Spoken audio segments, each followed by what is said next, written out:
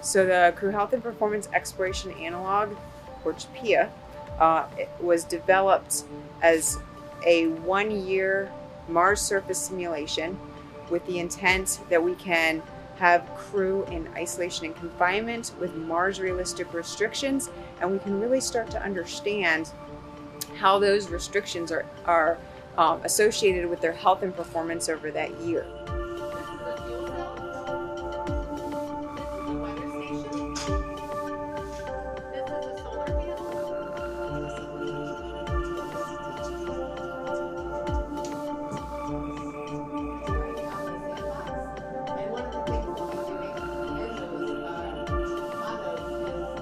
Besides the isolation, confinement, and the sheer distance, would be things like being able to get along. So when you're in a small habitat with, 3 other people, that can wear on you over time. And we have different experiments and what we call analogs like this that have been for shorter durations. There's been a handful that have gone over a year.